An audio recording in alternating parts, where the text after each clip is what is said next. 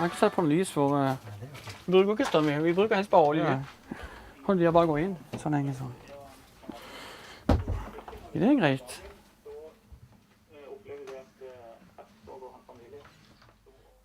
Du fikk dette av han?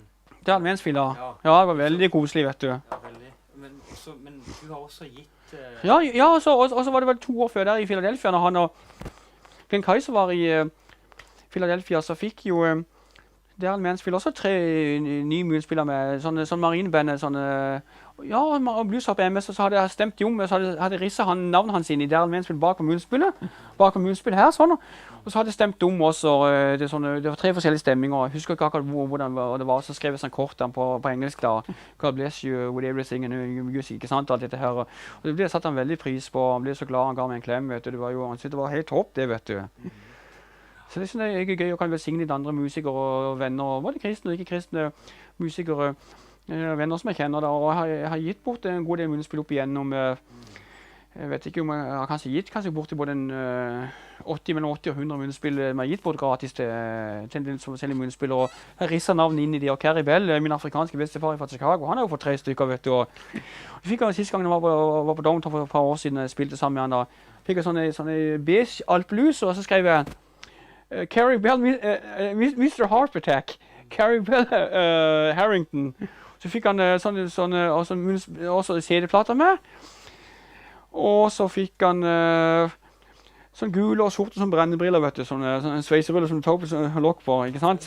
Det har jeg også selvfølgelig, det fikk han her. Og så 3 spesialstemte munnspill som stemte i sånn dorisk mål, kromatisk mål da. Så skrev jeg til Carrie Bell risset på bak på munnspill her. Så det ble jeg veldig glad for, tror jeg. Og så den der...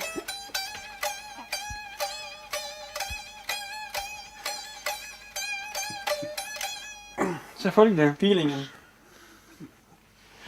Ikke sant? Jeg tror det er veldig viktig at en gitarist har ansiktsuttrykk når man spiller. For da spiller man med feeling. For hvis en gitarist ikke har noe ansiktsuttrykk, så er han ikke noe gitarist egentlig. Føler jeg nesten. Det gjelder å ha litt ansiktsuttrykk. Ja, når du spiller munnspill også, musikk... Det forhandler om følelser, spesielt som blues og jazz, og blues og ting er veldig følsomme ting da. Da må man ha en måte å tolke tingene på. Ja, når de spiller orgel og keyboard og alt mulig, så klart man må jo få lov til å skape seg litt, ikke sant, leve seg inn i musikken.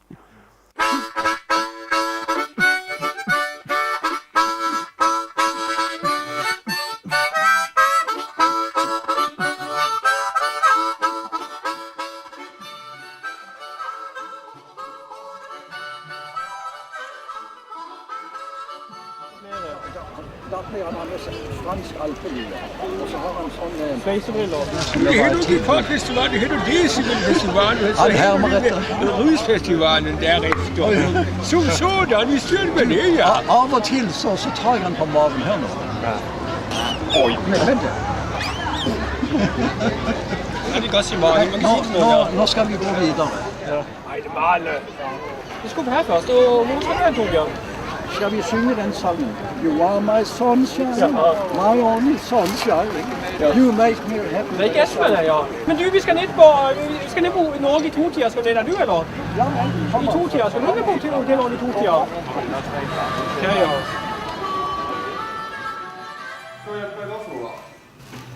Jeg tenkte å kjøpe noen munnspill til en fyre. Det blir blueshopper, så tenkte jeg å gi til en fyr på Vestlandet munnspill, og så tenkte jeg å stemme de om og så gi de som en gave til han. Så risser navnet hans også inn i et stykker. Hvor tror du at vil du ha? Jeg tenkte å gi noe av det, hvis han har noen sånne blueshopper-greier. Det har vi sikkert. Så kan vi bare annet noe. For det er A, så er det. Kan jeg ta et i A, så kan jeg ta et i D, du da. Det er A og etter det, ja. Jeg vet det, vet du. Og sikkert en grei pris på de så. Ja, jo, jeg klarer det. Og så du vet for de der som båndene skal være, som de der markeringsblokker mellom båndene skal være. Ja. I stedet for at du har en firkant, så kan du ha på sånn forskjellige dyr. En kanin i det første, og så skal du kunne hatt en løpe, og 5 kunne hatt en elg, og i 12 kunne ha 2 bamser, for eksempel, og så videre forskjellige dyr. Det er søtt. Kunstverken og hele det, ja. Og så At kroppen er for eksempel former som er på hodet på en bamse. Du har for eksempel munnen her og nesa her og 2 øyne her for eksempel. Og sånn og liksom sånn. Ja, jøss. Og da er det sterkt også med sånn grill, med sånne kanin eller sånne dyr i selve grillen. Det er bare barnegitar. Fantasien som er begrensninger. Ja. Ja. De hadde sikkert solgt veldig bra. Ja, det kunne jeg gjort, men jeg tror det kan koste litt lavere da. Så det blir litt dyrt da. Custom made gitarer og forsterker for barn også. Ja. Da bruker fantasien sånne dyrvennlige musikkinstrumenter. Ja. Du ser litt utpakke. Ja, kanskje en ny hand. Ja.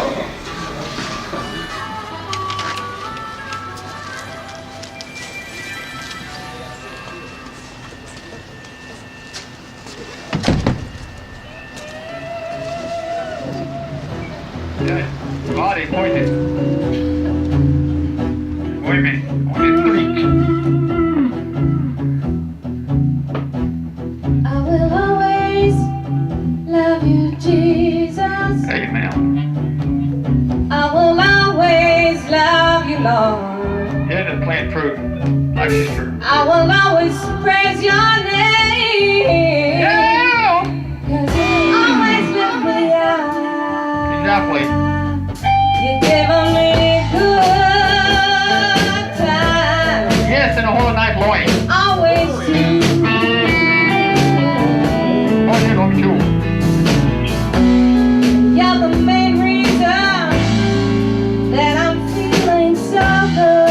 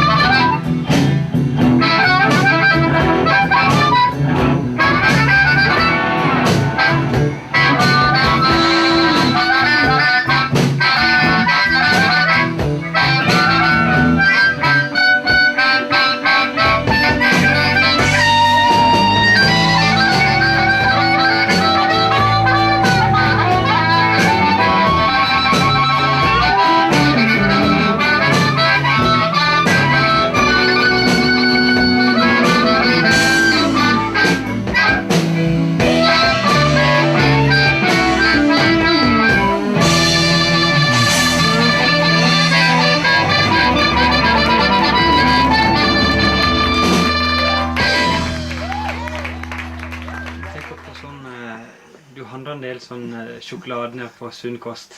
Ja. Når jeg kjøper sånn sjokolade, de brettene, så kjøper jeg egentlig bare den. Så kjøper jeg av og til sånne punchruller og sånne kremtopper, sånn som du fikk, men det er jo ikke så sunt da. Spiser litt av det, men det er ikke så mye. Vil du komme en dag til at helsa her kanskje knekker sammen, selv om jeg kommer sikkert til å ha den kroppen her i 200 år, ja kanskje 300 år. Det tror jeg ikke langt ifra i hvert fall. Men nå vil jo Jesus gi meg en ny kropp, for en ny himmel og ny jord, kan vi legge kanskje det også. Men likevel så, ikke sant, Gud har gitt oss en type kropp, jeg tror han har gitt oss hva vi skal prøve å ta vare på den også. At man ikke skal røke og drikke og leve usunt, så, ikke sant, det sier seg selv, og hvis du steller dårlig med bilen din for eksempel, eller kroppen din, og hva det er for noe, så steller feil med det, så går de stykker til slutt, før tida kanskje. Da kan man ha denne kroppen i mange år. Jeg håper jeg kan ha den i 300 år, at de jobber til på 60 år kanskje, og så kan jeg få lov til å leve på staten 240 år selvfølgelig helst.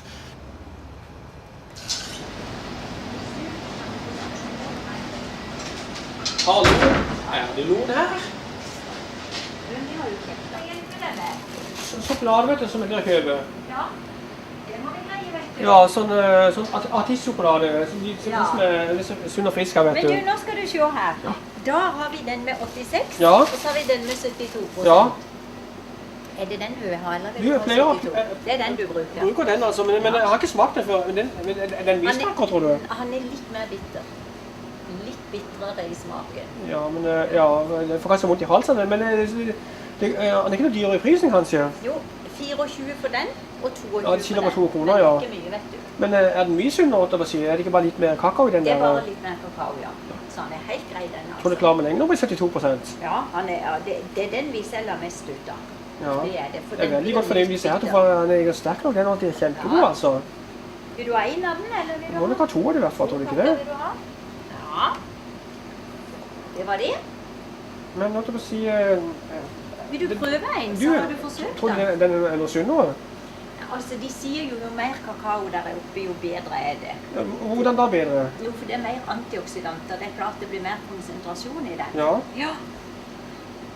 Så, Så det er jo det de sier, at kakaobønnen har masse antioksidanter. jeg kan jo kjøpe sånn en... Og hvis ikke jeg kan ha den, så kan jeg bare gi den bort til andre folk, vet du, resten. Bare det Så kan du, vet du, så kan prøver jeg du nok den. litt. Ja. Jeg tror ikke de også farlig med å kjøpe den i tillegg. Nei, da tar vi den i tillegg. Er det ikke det? Vi kan ta imot neste artist sammen med meg, Charlie Blackwater.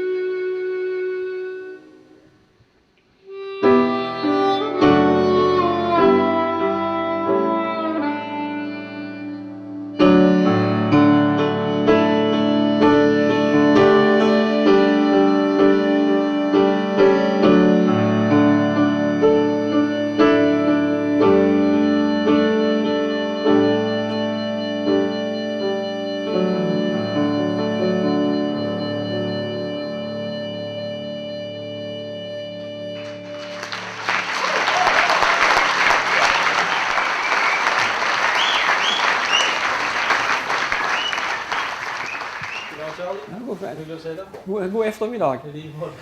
Ja, du vet du var kommet til munnspill du har bestilt for meg. Ja. Prøv det. Du vil prøve først. Så prøv det, ja. Nå ser vi hvor det ligger da. Ja. Skal vi teste det der borte? Ja, skal vi prøve å spille en låt over et par låter og sånn, og prøve noen flere også, og så kan vi ta et par låter kanskje. Ja, det gjør det. Hvilke melodier skulle du spille, Trond? Nei, jeg vet ikke, det må nesten du se. Jeg har lyst til å spille den der What a Wonderful World. Ja, fint. Kan ikke du bare ta og spille en intro eller noe sånt? Jeg har ikke noe sånt. Ja.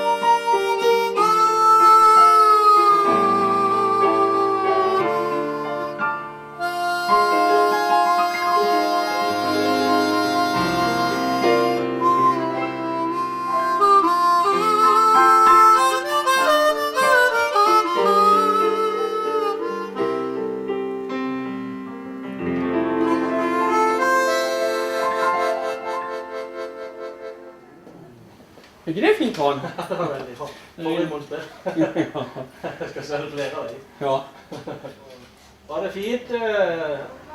Ja, ikke det? Jeg besøker Charlie Blackwater. Så det låter alltid fint.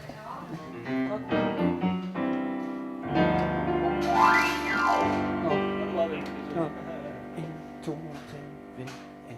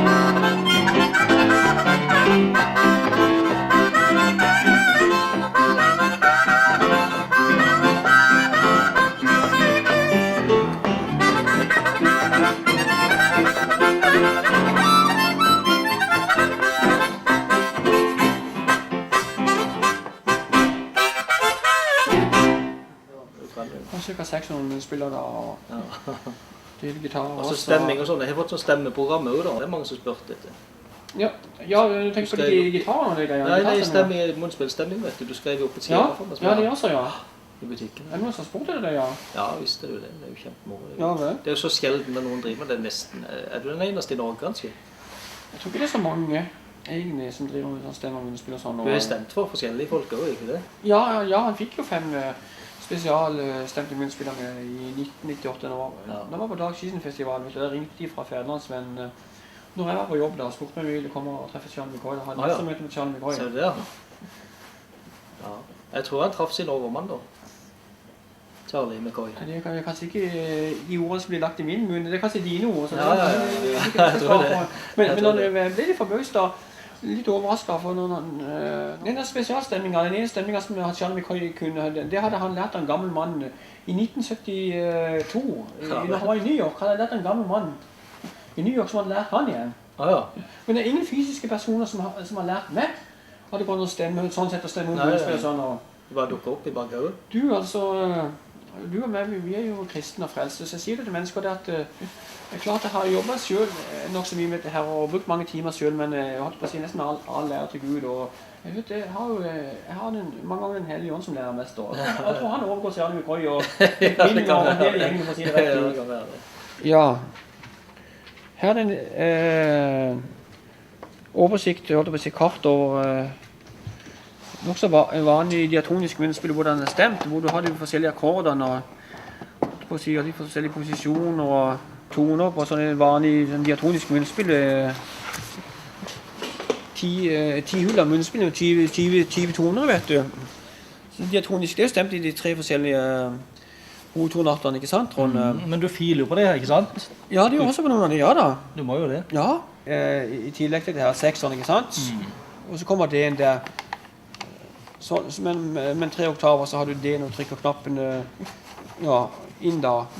Og når du trykker inn knappen på det kromatiske, så er det siste ord på 3 akkorder. Så er det dismal, ikke sant? På samme metoden, samme måten, bare det er i halvtone høyere opp da. Det er jo Sigmund Groven bruker jo det stort sett, ja, mest det, ja. Ja, Vårsøg, den der... Vårsøg, ja. Nattønske, ja. Ja. Det er kromatisk. Ja, det er D-målet. Henning Sommerhus som har komponert den melodien vel, og jeg tror det er Erik Bie som har laget teksten. Ja da. Ja da, den har spilt i mange år. Er det mange av de? Kopierte du opp, eller? Nei, jeg har vel noen på hjemme, men ikke mange, men den er jo skrevet originalt i det. Ja, det er det. Jeg tror egentlig at jeg har strekt meg ut over litt større område enn de kanskje flest munnspillere egentlig gjør. Jeg tror det. Ikke bare her i landet, men... Jeg tror det er helt skøy forbi. Jeg tror det egentlig. Får ikke ta for hardt i, for det finnes mange dyktige munnspillere som er veldig bra til å spille, men mange av de kan ikke stemme i munnspill siden gang det blir falskt i gang. Da kaster de bare i søpla. Ikke sant? Men det så sant jeg ser jeg kan gjøre noe med det, så stemmer det gjerne og gjøre noe mer med det. Og hvis det er noen små ting som er repareret, så luftlekkasje eller bunker, så kan jeg skru fra og reparere det igjen, så jeg kan ha det et par år til. Ikke sant? Det bare si. Sondre, ser du den her gitaren her, den har over 30 bånd. Ja, det er det. Jeg tror det er 31 eller 32 bånd han har, ser du det? Vanlig er 24, ikke det? Ja, 21, 22 og 24 er nok så vanlig. Her har du over 30 bånd. Men er det noen som får spilt på de høye tonene lengst opp da? Ja, det er det. Slaggitar så er det fint. Ja, så er det noen som bruker det. Frank Ørland, han kjører den. Åja, her er det en sånn brettspillserie også. Gammelans klavier. Åja. Og kanskje et munnspill. Det var et nydelig akkorder, altså. Ja, det blir det. Det skal komme nesten 100 akkorder på det der munnspillet der. Og så må du bare gjøre noen filmer, og du må bare spørre og tegne og forklare sånn, så tar vi det etterpå i stedet, skal jeg si ja. For mange av de munnspillere, de der munnspillere har jo hatt i 20 år, vet du, og de har ligget på bunnen av kassen, så ligger eier de og tørker av litt når de, vet du, de har ligget der støver litt, ligger der i nesten 20 år, mange av de, vet du. Det er jo det minste. Jeg tror de er under 3 centimeter. Går det an å spille på det? Ja, visst, det stemte i vanlig, ser du, for de lager seg flere forskjellige jord, en hel oktav.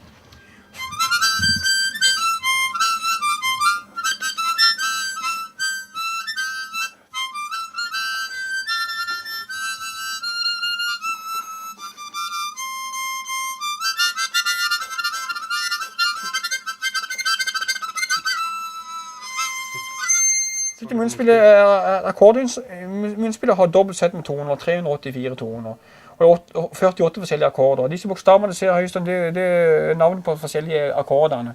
Og duren, moll, septimen og dimmen, det er de 4 systemene, det er godt å gå ut ifra. Nå har jeg jo truffet Charlie McCoy noen ganger, vet du, og Sigmund Gromen har gått i lære, så har jeg truffet Tommy Reilly, jeg har jo til og med stått på siden og spilt munnspill Tommy Reilly, så en del av guttene har jo truffet og pratet med en del ganger, vet du. Men når du spiller sammen med de som er liksom noen av verdens beste, hvordan føles det? Føler du det mindre enn de, eller føler du det på likt nivå? Nei, jeg tror nok det. Når det gjelder sånne, de fine tingene, kromatiske, sånne klassiske tingene som de kan, vet du, de har spilt i 40-50 år, ikke sant? Det er klart at jeg føler meg mye mindre enn de, og det er jo selvfølgelig også. Men hvis jeg spør Sigmund Gromen om han kan klare å spille noen Charlie McCoy-greier, eller sånn blues-greier, så må jeg bare si at jeg melder pass. Og da fikser ikke det nå, for det sier han selv. Du er mer allsidig? Ja, jeg tror nok jeg vil si det, og inntrykk av det også. Jeg tror ikke det er løgn hvis jeg sier det, altså. Det er Afrikamann. Caribel, Chicago. Boo! Hvor er han, tror jeg? Jeg tror det. Må se. Det er Caribel, det spiller kromatisk, det vet jeg. Boo! Det er Caribel, for han er på en annen låt. Nummer 5 heter Me Fist My Trouble. Det er Caribel.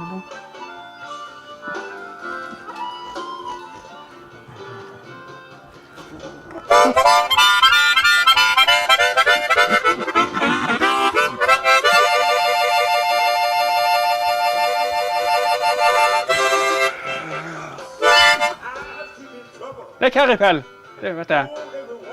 When we're down with Fleet. Jeg vet det, han spiller den. Ikke bra. Ja, afrikanske vestefar fra Chicago, Caribel. Boo! Ja. Ja, i hånd. Her i hånd. Jeg tror jo jeg har det. What? Jeg prøver jo hun er løgn. Kom.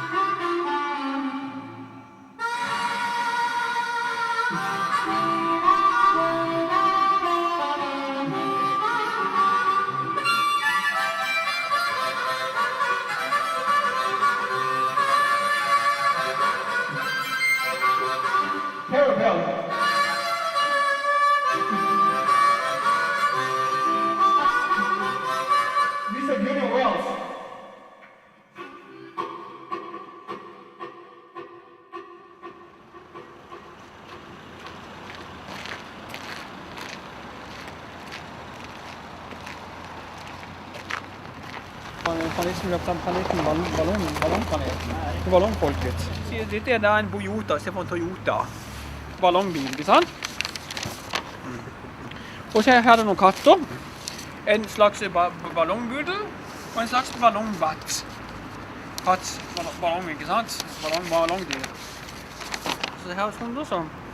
Dette er da en ballongjente da. Hun har 7 øyne. Så har hun 2 ører, så har hun 3 munner.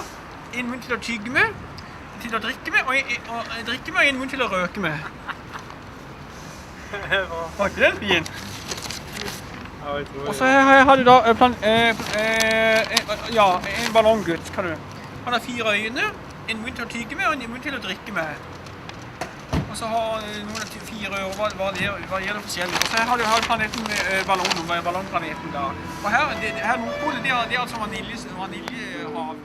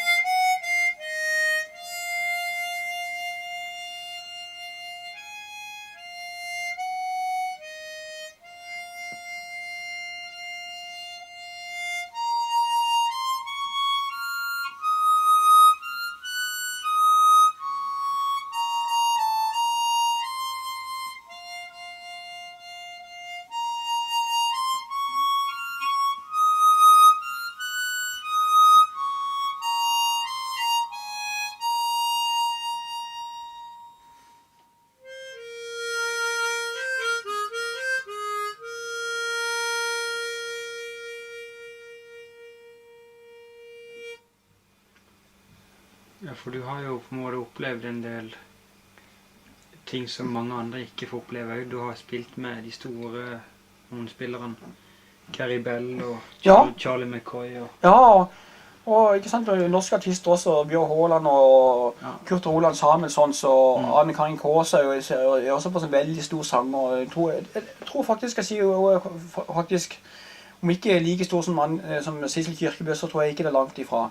Jeg har spilt med Jahn Teigen også, og en haug andre folk også, som er både kjente og egentlig store musikere og store personer, artister på sine måter, ikke sant? Kan ikke lyve om det, for det har jeg jo.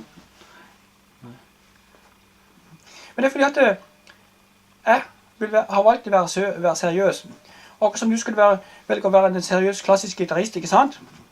Som kanskje ligger nærmest ditt hjerte. Og hvis du også har løpt som en galen og tatt det her 200% seriøst, så hadde kanskje du også fått opplevelse å spille kanskje med noen av de største klassiske gitaristene, eller jazzgitaristene, ikke sant? Som du kanskje hadde drømt om. Så hadde kanskje du også nådd der en dag.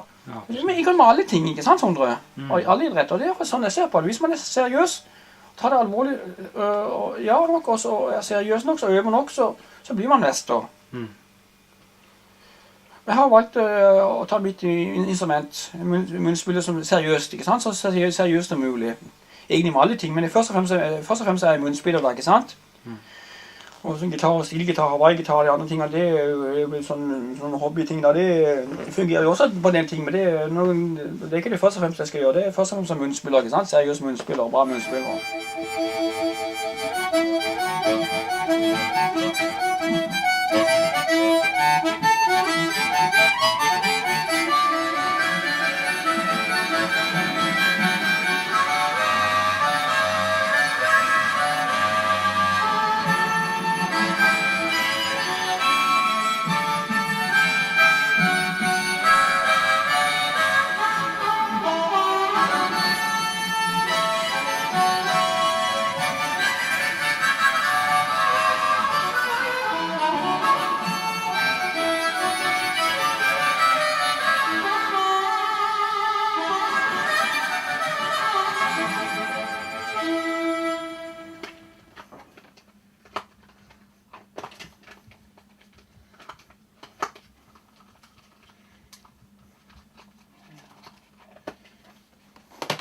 Og her har du de munnspillene som jeg har tenkt å bruke i studio. Kanskje de fleste av de. Det er bedre med seg 10 munnspill for mange enn 5 for lite i hvert fall. Og der ligger nok så mange. Jeg tror de ligger kanskje 40 munnspill, kanskje vel så det.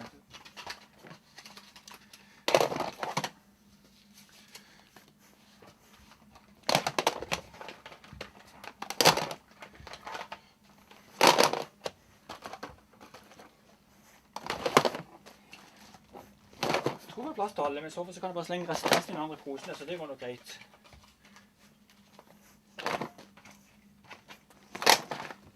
Jeg tror Sørmen har med meg, jeg tror jeg er mer enn 40, så han er nærmere 50 munnspill. I hvert fall 40, mer enn 40-50 stykker. Så det var også mange, Øystein. Ja, det skal holde en stund det. For det er bedre å ha med seg 10-15 for mye enn 4-5 for lite, ikke sant? Ja, det er helt sant.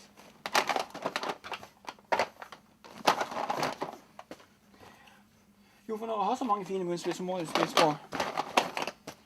Oi, jeg bruker de godt. Jeg bruker de.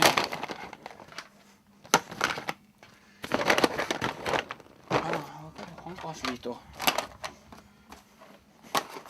Ser du da? Sikkert godt på seg full av sjokolade denne her. Det var det sikkert.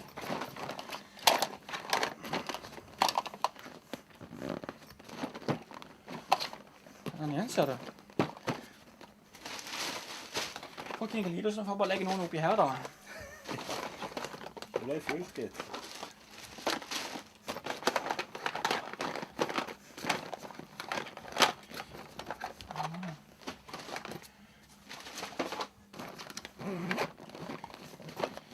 Og få sånn tålig.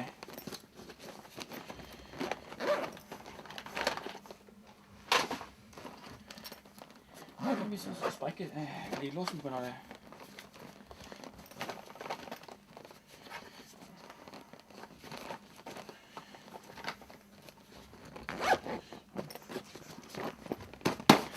Den er fin. Kjempeflott. Ja. Søk den. Max Mekker. Her står det Sesam. Her står det Sesam stasjon på merket der. Ja, akkurat. Det er ganske sympatisk Ja, vei. det er flott. Det er sympatisk. Ja. Den er 6-7 år nå, tror jeg.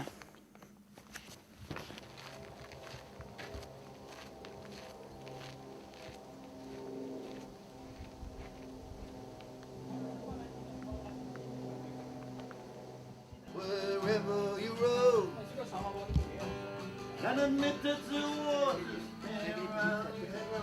Ja, for å hjelpe de litt på vei og få med kompene og sånn. Og så, ja vel, ja. så legger vi nytt munnspill etterpå, når vi i fred og ro når de er ferdig med kompene. for the times they are ashamed.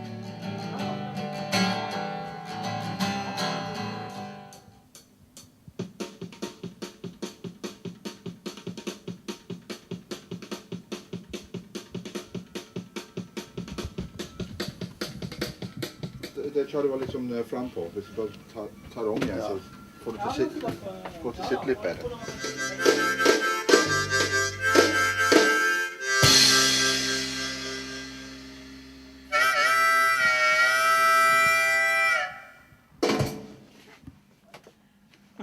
Kan vi bruke den din? Jeg synes det er en av de bedre versjoner vi har gjort. Ja.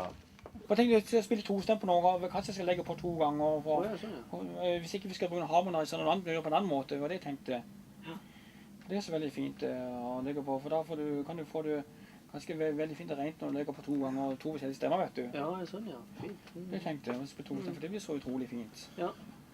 Men vi skulle ikke gjort samme låta en gang til, og så bare på dansbord, så bare prøve en liten tanke fortere. Var det dumt, det?